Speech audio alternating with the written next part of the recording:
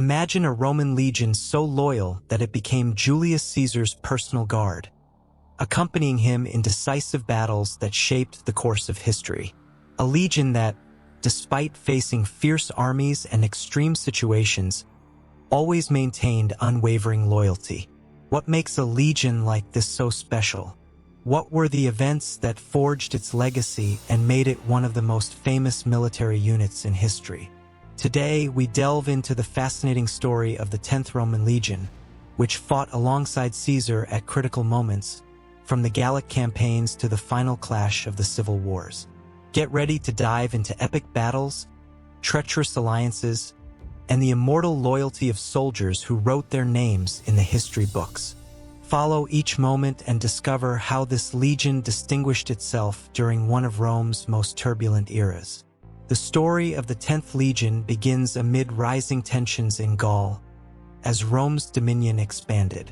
In the 60s BC, the Germanic leader Ariovistus was invited by the Sequani tribe in Gaul to assist them in a dispute against their rivals, the Aedui. As a reward, he received land in Sequani territory, but his power and ambition grew until he controlled a fifth of Gaul.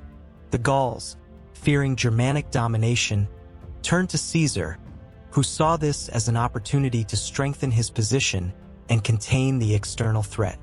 Thus, Caesar launched a series of campaigns that became famous for both their military strategy and the brutality with which they were fought.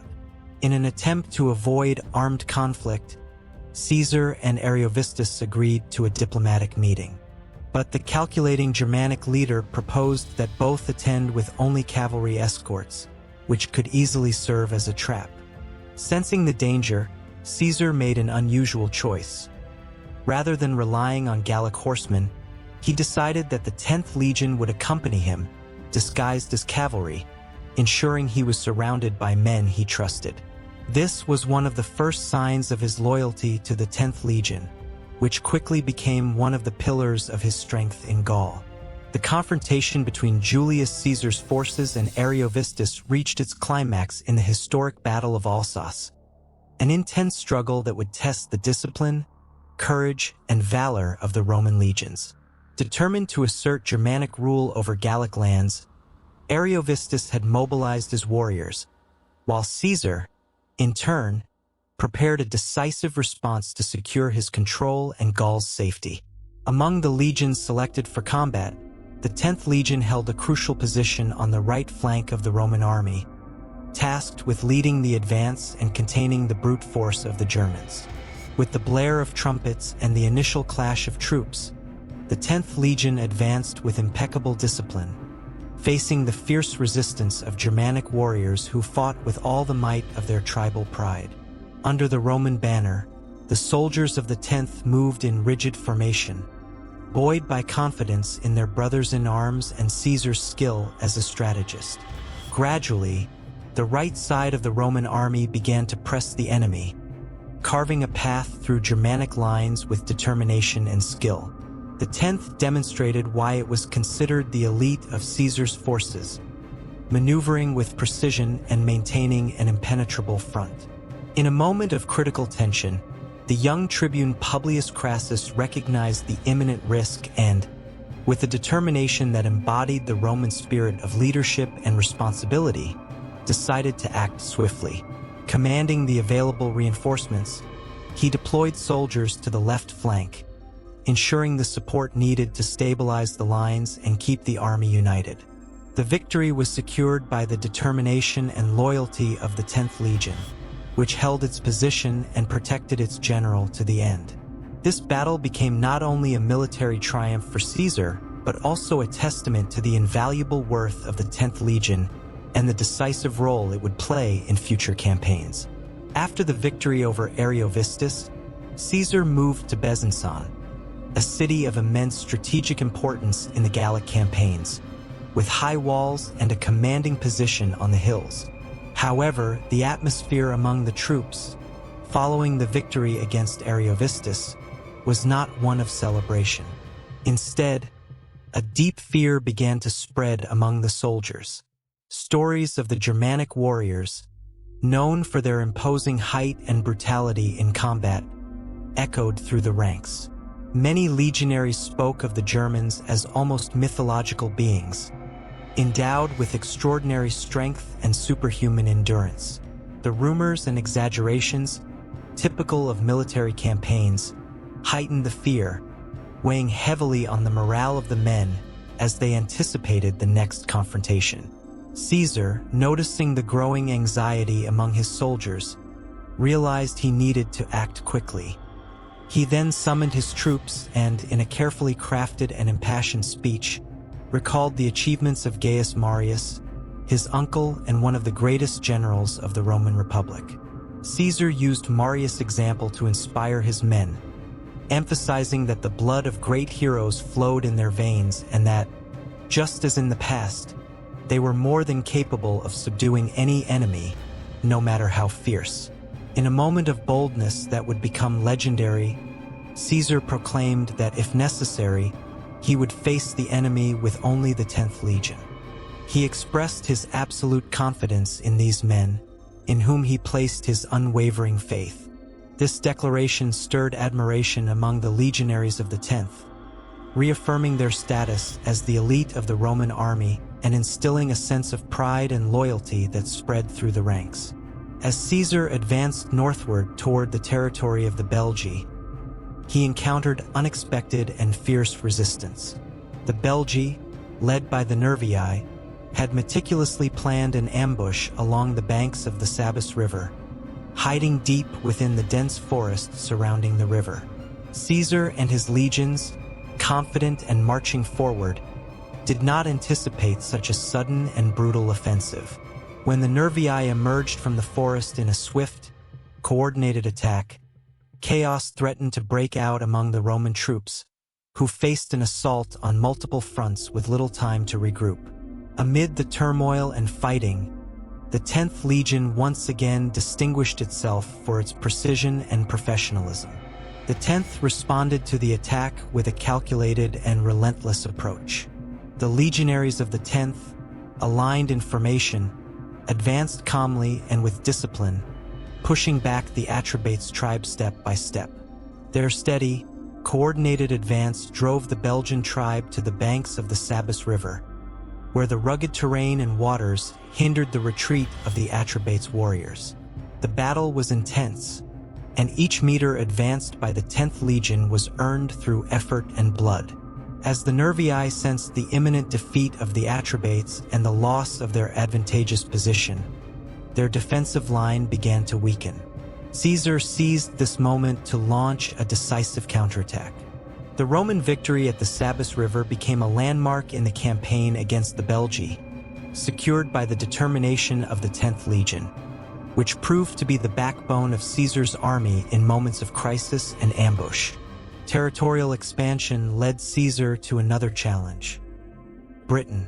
This island, shrouded in legends and mysteries, was considered by many Romans an exotic and unknown land, inhabited by fierce tribes that, according to rumors, supported the Gauls in their struggles against Rome. The crossing of the English Channel was a test of endurance and courage for the legionaries of the 10th.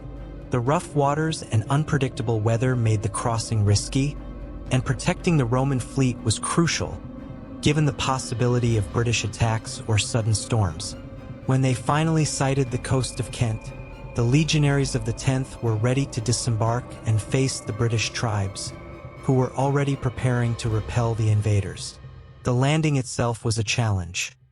The Romans were forced to disembark directly into shallow waters, while the Britons, mounted on chariots and familiar with the terrain, attacked with ferocity. The 10th Legion, however, maintained its formation and advanced under a hail of projectiles, protecting their ranks and moving methodically until they secured a foothold on the coast. The British resistance was fierce, and the legionaries encountered a style of combat different from what they were accustomed to, with enemies who used chariots and attacked with agility and strength. Even so, the 10th displayed exceptional bravery and skill, facing the tribes with discipline and adapting to local tactics. Each advance was a hard-fought struggle, but the courage and experience of Caesar's men finally allowed them to establish a position on the British coast. Although the expedition was not aimed at a prolonged occupation, the Roman presence in Britain marked a significant achievement, reaffirming Caesar's status as a bold and visionary leader. The 10th Legion, always by their general's side, solidified its reputation as an elite force, adaptable to any terrain and ready to face any adversity in the name of Rome and its commander. Not all campaigns were victorious. At Gergovia, in the attempt to besiege Vercingetorix, the leader of the Arverni, Caesar faced a setback.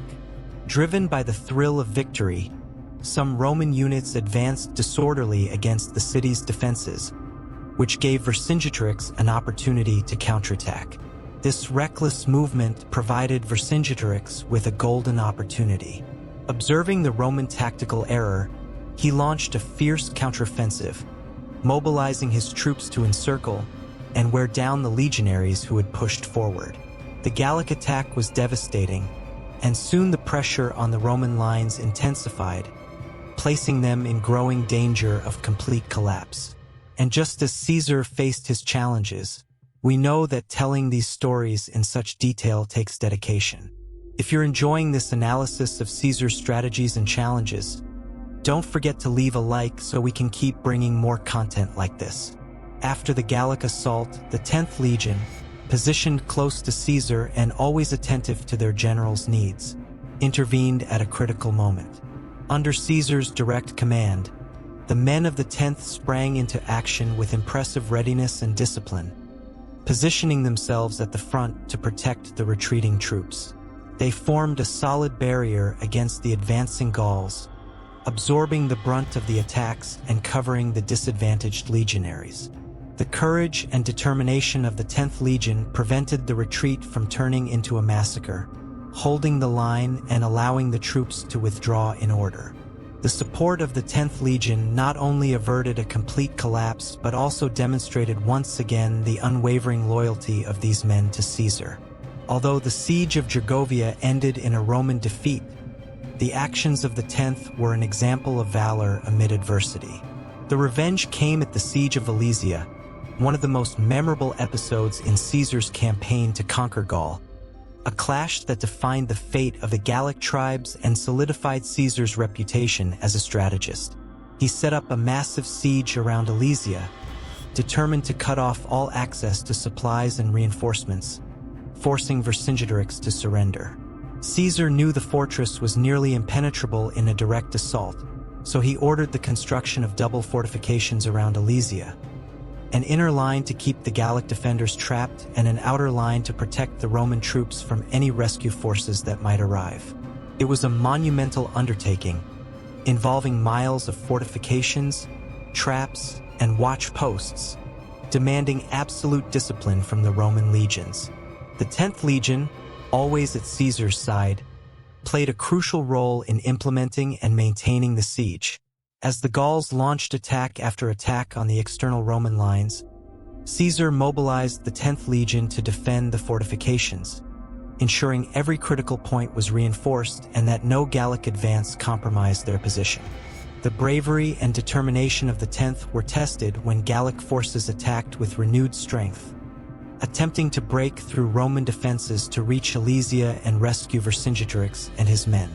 The legionaries of the 10th, steadfast in their discipline, repelled each offensive, holding the line with the precision and courage that Caesar had come to expect from his most loyal men.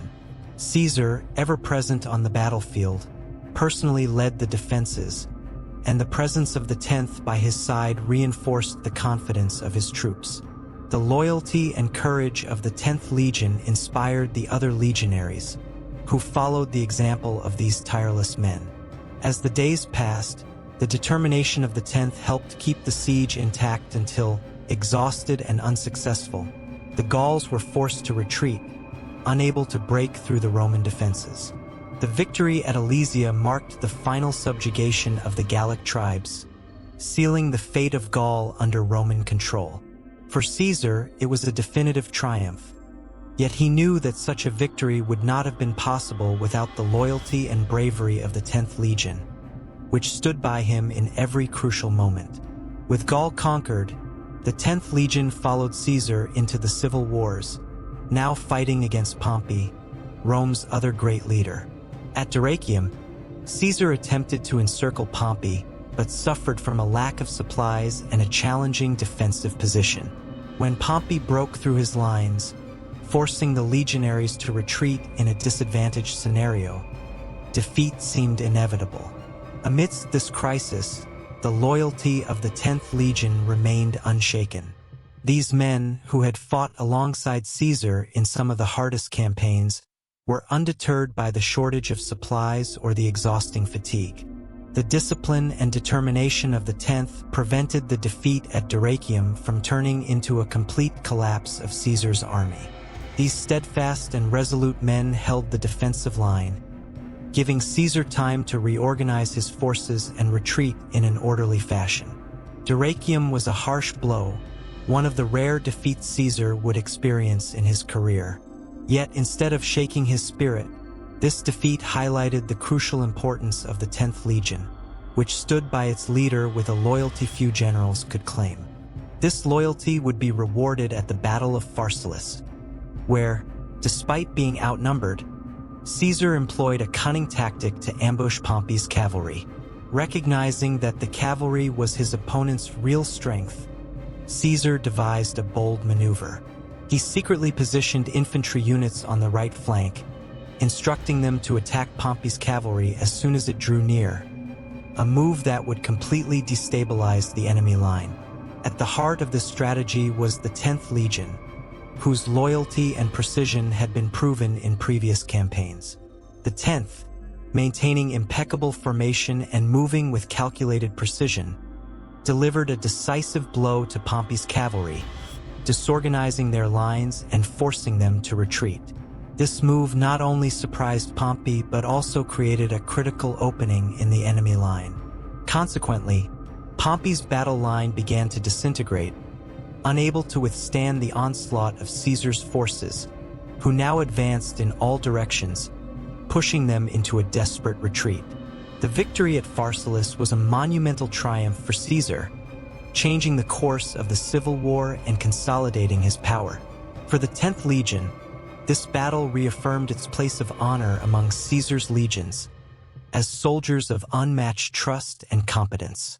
The loyalty and valor of the 10th also stood out at the Battle of Thapsus, when Pompey's supporters resorted to war elephants.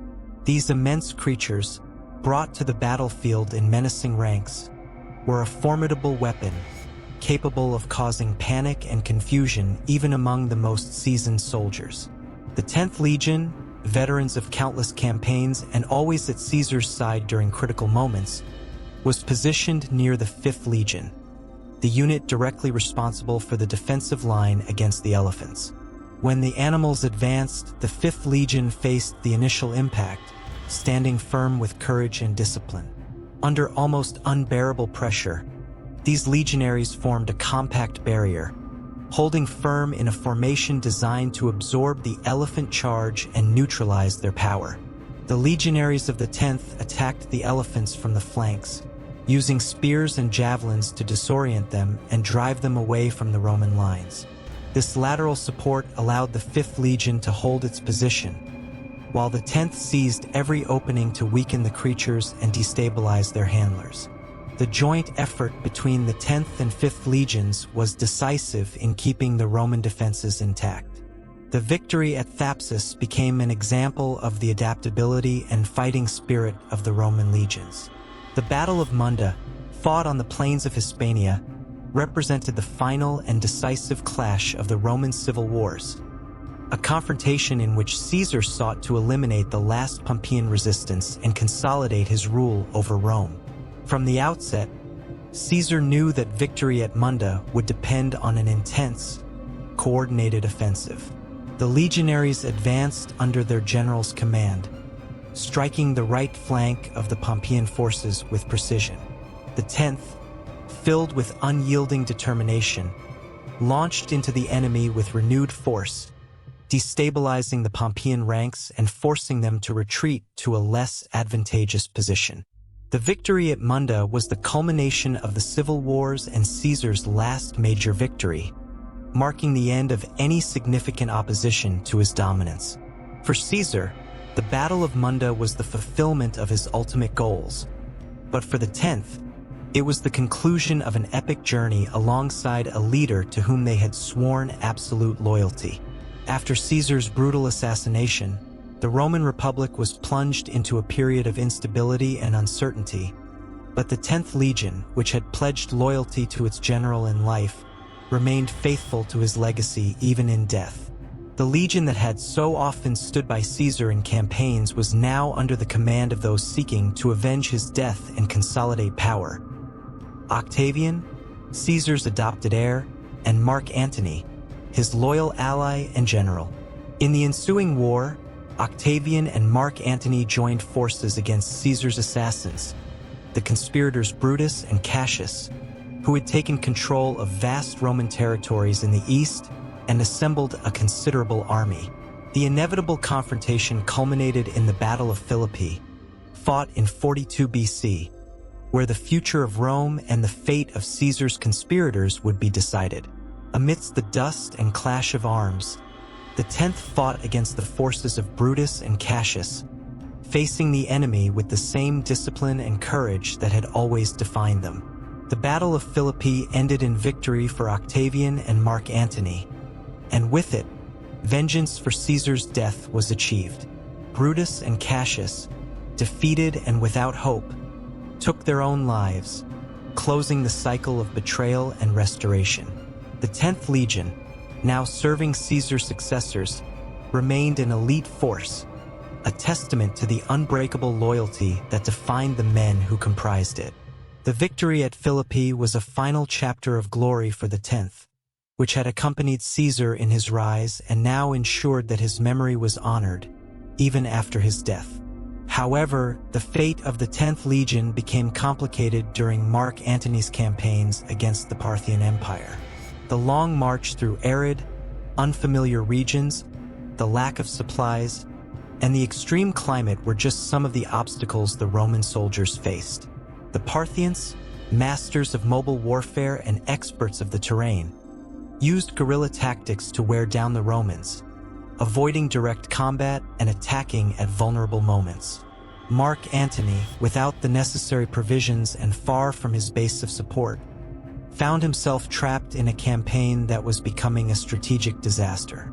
Even amid failure, the 10th Legion stood by Mark Antony, protecting the retreat lines and ensuring the army did not completely disintegrate. This disastrous campaign marked the beginning of Antony's downfall, as his military and political reputation suffered an irreversible blow. The Battle of Actium marked the conclusion of the civil wars and the final act in the tragic story of Mark Antony and Cleopatra. Facing Octavian's forces in a monumental naval confrontation, Antony and his Egyptian queen risked everything to preserve their power and challenge Octavian's rising dominance over Rome.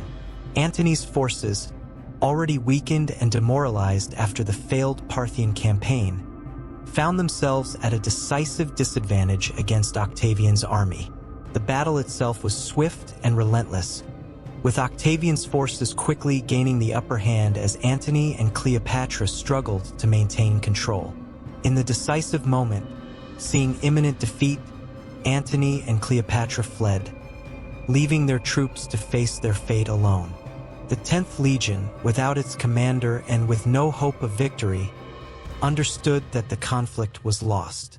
Surrendering to Octavian's command, the 10th thus ended its long and glorious role in the Roman civil wars. It was a somber moment for a legion that had fought alongside Julius Caesar and had witnessed Rome's victories, defeats, and tragedies. The surrender of the 10th Legion symbolically marked the end of an era of conflict and the rise of Octavian, who, now without rivals, would consolidate his power and become Augustus, the first emperor of Rome. The 10th Legion had amassed a legacy of bravery and loyalty, marked by victories and sacrifices, from Caesar's campaigns in Gaul to the internal battles of the Civil War. These legionaries had been crucial in decisive moments, holding the line, advancing in desperate situations and demonstrating a level of discipline that made them renowned. However, for Octavian, now Augustus, it was necessary to consolidate his authority without units whose past loyalties might conflict with the new imperial regime. Thus, the decision was made. The 10th Legion would be officially disbanded, ending its historical journey. By dissolving the unit, Octavian symbolically closed the chapter on factional struggles and began building a new, more controlled and unified system of government, where loyalty would be directed solely to the emperor. Although the 10th Legion ceased to exist as an active unit, its legacy lived on, echoing in the stories and songs of legionaries and in the memories of subsequent generations. The bravery of the men of the 10th became legend, and the Legion's name came to symbolize discipline, loyalty, and the spirit of Rome in its golden military age. The story of the 10th Roman Legion represents one of the most fascinating chapters in Rome's military history, marked by unbreakable loyalty and courage in times of war. From the campaigns in Gaul to the final battles of the civil wars, the 10th was fundamental in creating the empire that would shape the ancient world. In your opinion, what was the 10th Legion's most decisive moment? Leave your comment below. If you enjoyed this story, like the video and subscribe for more content about the grand history of Rome.